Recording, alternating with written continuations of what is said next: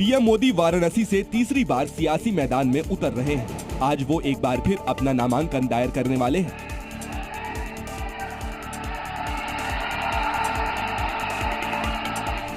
PM Modi सुबह करीब 11:40 पर अपना नामांकन भरेंगे। उससे पहले वो काल भैरव मंदिर में दर्शन करेंगे और एनडीए नेताओं के साथ बैठक करेंगे। फिर नामांकन के लिए रवाना होंगे। नामांकन के बाद पीएम पार्टी कार्यकर्ताओं के साथ बैठक करेंगे और फिर झारखंड में चुनावी सभा के लिए चले जाएंगे। इससे पहले सोमवार को पीएम मोदी 2 दिन के बिहार दौरे के बाद वाराणसी पहुंचे, जहां उन्होंने रोड शो किया। काशी हिंदू विश्वविद्यालय के गेट पर मदन मोहन मालवीय की प्रतिमा पर माल्यार्पण के साथ शुरू हुआ ये रोड शो 80 घाट के रास्ते गोदौलिया चौक से होते हुए काशी विश्वनाथ मंदिर तक पहुंचा। प्रधानमंत्री के साथ यूपी के सीएम योगी आदित्यनाथ भी मौजूद रहे। जगह जगह प्रधानमंत्री ने लोगों का अभिवादन किया।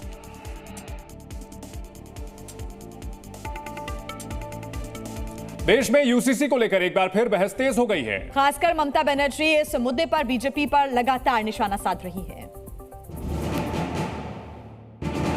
नागरिकता कानून की जंग के बाद अब देश में यूनिफॉर्म सिविल कोड पर बहस तेज हो गई है। महाराष्ट्र के पालघर में गृह मंत्री शाह ने विपक्षी गठबंधन पर हमला बोलते हुए यूसीसी लाने की बात कही।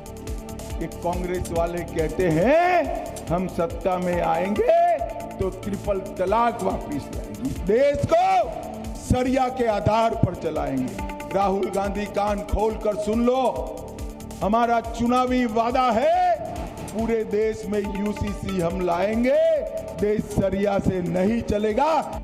लेकिन महाराष्ट्र से सैकड़ों किलोमीटर दूर बंगाल में ममता बनर्जी के तेवर कुछ और ही थे। उन्होंने चुनावी सभा के दौरान यूसीसी और सीएए एनआरसी को षड्यंत्र कह दिया। তাই মনে রাখবেন এটা ভয়ঙ্কর চক্রান্ত, আরেকটা চক্রান্ত করেছে ইউনিফর্ম সিভিল কোড, যেটা হচ্ছে সংখ্যালঘুদের কোনো অস্তিত্ব থাকবে না।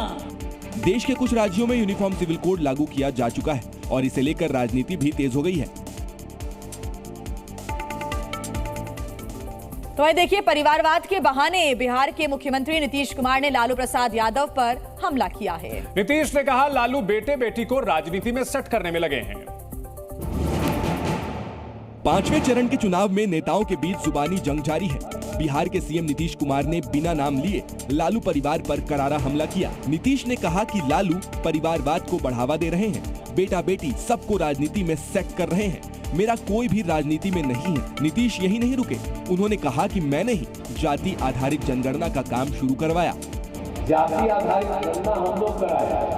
वहीं आरजेडी नेता तेजस्वी यादव ने नीतीश कुमार पर करारा हमला किया। पटना में पीएम मोदी के रोड शो का जिक्र करते हुए तेजस्वी ने कहा कि नीतीश को रोड शो में देखकर लोग बहुत दुखी थे। ऐसा लग रहा था जैसे नीतीश जी के हाथ में जबरदस्ती कमल का फूल दे दिया गया हो। लोग जो थे नीतीश जी के स्थिति को देख के बहुत लोग दुखी थे। जिस हिसाब से उनका बॉडी लैंग्वेज रहा, लग रहा था कि जबरदस्ती जो है उनके हाथ में कमल जो है थमा दिया गया। बिहार में जेडीयू जब से आरजेडी का साथ छोड़कर बीजेपी के साथ आई है, तब से नीतीश लालू परिवार पर हमलावर दिख रहे हैं। समय समय पर नीतीश आरजेडी पर सख्त तेवर दिखा रहे हैं।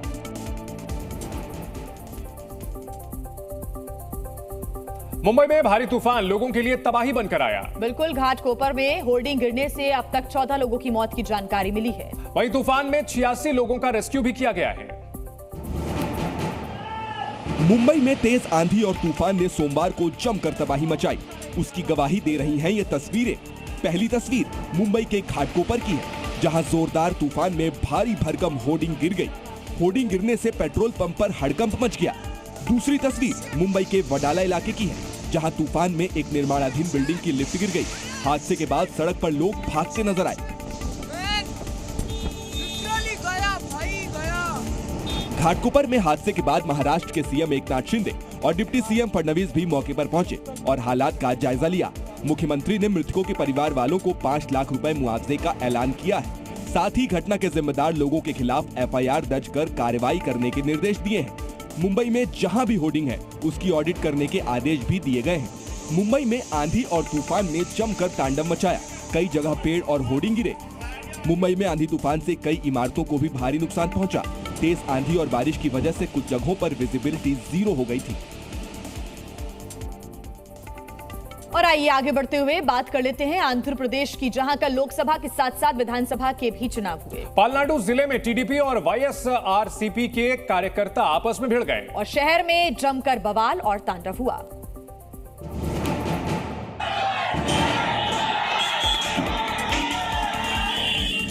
सड़क पर उपद्रव और हंगामे की तस्वीरें आंध्र प्रदेश के पालनाडु की हैं, जहां टीडीपी के कार्यकर्ताओं ने जमकर बवाल किया। टीडीपी कार्यकर्ताओं ने वाईएसआरसीपी विधायक जी श्रीनिवास रेड्डी के हॉस्पिटल के बाहर खड़ी गाड़ियों में तोड़फोड़ की। यहां एक के बाद एक कई गाड़ियों को लाठी डंडों से तोड़ दिया गया। उपद्रवियों ने यहां जमकर तांडव मचाया। शहर में वाईएसआर कांग्रेस और टीडीपी के कार्यकर्ता आमने सामने आ गए। दोनों ही ओर से जमकर पथराव हुआ। चुनाव के दिन यहां जमकर उपद्रव हुआ। हंगामे की खबर मिलने के बाद पुलिस टीम ने मोर्चा संभाला। उपद्रवियों को रोकने के लिए पुलिस को रबर बुलेट का इस्तेमाल भी करना पड़ा। राजनीतिक लड़ाई में यहां पुलिस की गाड़ियां भी जल गईं। मतदान के दिन शहर में कई घंटों तक बवाल जारी रहा। काफी देर बाद पुलिस की टीम ने उपद्रवियों पर काबू पाया। फिलहाल हंगामा बढ़ने के बाद जिले में सुरक्षा बढ़ा दी गई है।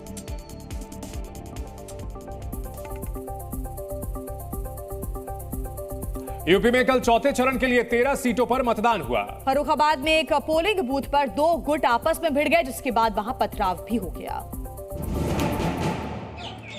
फर्रुखाबाद में फर्जी वोटिंग को लेकर जमकर बवाल हुआ। फर्जी मतदान की शिकायत पर पुलिस ने एक युवक को पकड़ लिया। इसी विरोध में स्थानीय लोगों ने विरोध प्रदर्शन शुरू कर दिया। हंगामे की खबर बूथ संख्या 71 की है।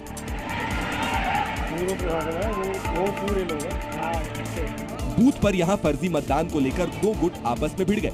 देखते ही देखते यहां मतदान में लगे सुरक्षा बलों पर पथराव शुरू हो गया। सुरक्षा में तैनात पैरामिलिट्री के जवान ने फायरिंग कर स्थानीय लोगों को मौके से हटाया। यहां हंगामा कर रहे एक व्यक्ति को पुलिस ने हिरासत में ले लिया। पुलिस ने हल्का बल प्रयोग कर भीड़ को मौके से हटाया। काफी देर हंगामे के बाद भीड़ को शांत किया गया। बूथ पर हंगामे की खबर मिलने के बाद डीएम और एसपी ने हालात की जानकारी ली। वहीं फर्रुखाबाद के बूथ संख्या 51 पर ईवीएम खराब होने से देर में मतदान शुरू हुआ। ईवीएम खराब होने पर लोगों ने नाराजगी जताई। जिले में करीब 60% मतदान हुआ है।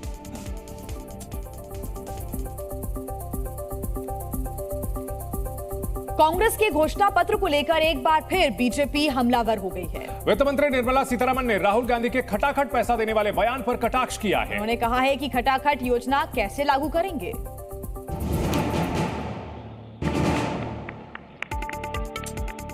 कांग्रेस के घोषणा पत्र पर बीजेपी के हमले और तेज हो गए हैं। देश की वित्त मंत्री निर्मला सीतारमण ने इसे लेकर सवाल उठाया है कि आखिर योजना को लागू करने की नीति क्या है। क्या कांग्रेस ने अपने घोषणा पत्र में किए गए ऊंचे ऊंचे वादों की लागत पर विचार किया है? क्या उन्होंने गणना की है कि खटाखट योजनाओं की वित्तीय लागत कितनी होगी? क्या वो उनके लिए बड़े पैमाने पर उधार लेंगे या वो इसके लिए कोष देने के लिए कर बढ़ाएंगे? आखिर राहुल गांधी खटाखट योजनाओं की वित्तीय लागत को पूरा करने के लिए कितनी कल्याणकारी योजनाएं बंद करेंगे? दरअसल निर्मला सीतारमण का ये कटाक्ष राहुल के उस बयान को लेकर आया है जिसमें उन्होंने महिलाओं के खाते में खटाखट पैसे देने का ऐलान किया था।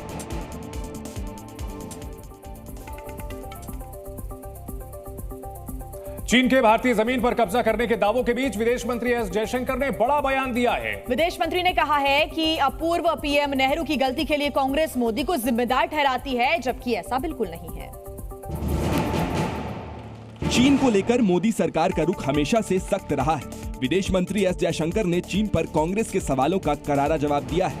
कांग्रेस पर बोलते हुए जयशंकर ने देश के पूर्व प्रधानमंत्री जवाहरलाल नेहरू के कार्यकाल का जिक्र किया।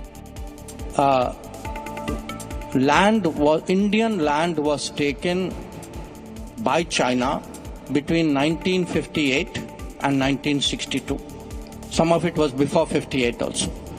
So when you keep saying land taken by China, please understand this land was lost in 1962. I see efforts made to mislead the country. Rahul Gandhi पर हमला बोलते हुए जयशंकर ने कहा कि अपने ही सुरक्षा बलों का मनोबल गिराना बहुत ही दुखद बात है। मैं देखता हूं कि देश को गुमराह करने की कोशिशें की जा रही हैं। चीन को लेकर कांग्रेस पार्टी के दिग्गज नेता केंद्र सरकार पर सवाल उठाते हैं। जयशंकर का जवाब उसी को लेकर माना जा रहा है। तो वहीं देखिए, पाकिस्तान की लाख कोशिशों के बावजूद भारत ने ईरान के साथ चाबहार पोर्ट को लेकर बड़ा समझौता कर लिया है। ये बंदरगाह भारत के रणनीतिक और कूटनीतिक हितों के लिए भी बेहद अहम है। भारत और ईरान ने एक ऐसा समझौता किया जिसे पाकिस्तान और चीन के लिए झटके के तौर पर देखा जा रहा है। ईरान ने चाबहार पोर्ट के लिए 10 साल का समझौता भारत के साथ किया है। केंद्रीय मंत्री सर्बानंद सोनोवाल ने ईरान में समझौते पर दस्तखत किए।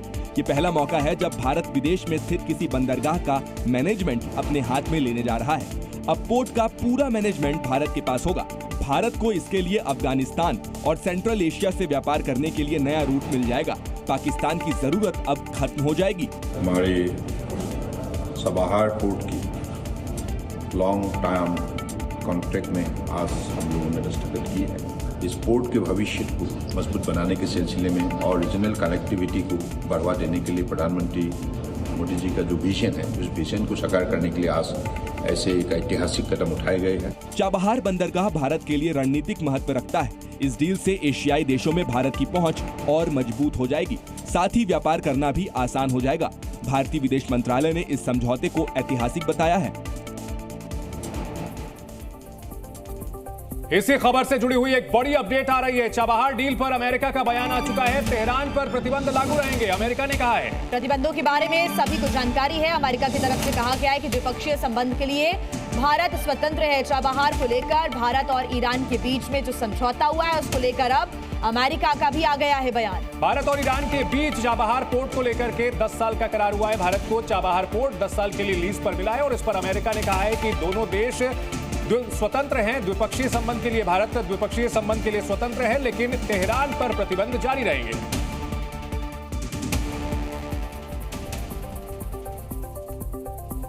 वहीं देखिए, महंगाई के विरोध में पीओके की राजधानी यानी कि मुजफ्फराबाद में लोग सड़कों पर अब उतर आए हैं। पीओके में ऐसे प्रदर्शन शुरू हुए हैं कि शहबाज सरकार मुश्किल में फंस गई है।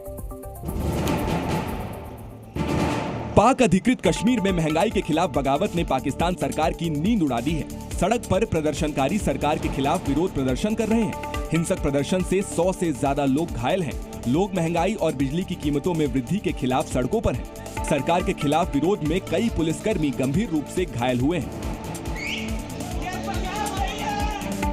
वहीं पाकिस्तान की शहबाज सरकार ने पीओके के लिए 23 अरब रुपए के प्रावधान को मंजूरी दी है। ये फंड तब जारी किया गया है जब पूरे पीओके में पाकिस्तान के खिलाफ जबरदस्त हिंसक विरोध प्रदर्शन हो रहे हैं। शुक्रवार से ही इस क्षेत्र में सरकार के खिलाफ भारी विरोध प्रदर्शन चल रहा है। प्रदर्शनकारियों और राज्य सरकार के बीच बातचीत विफल हो जाने के बाद पीएम शहबाज शरीफ ने उच्च स्तरीय बैठक की। पीओके में भारत के साथ मिलने की आवाज तेज हो रही है। पीओके अब भारत से मदद भी मांग रहा है। इधर भारत से भी संकेत मिल रहे हैं कि पीओके अब ज्यादा दूर नहीं और रहेगा। इस पर हमारे दावे को कोई हिला नहीं। जी न्यूज़।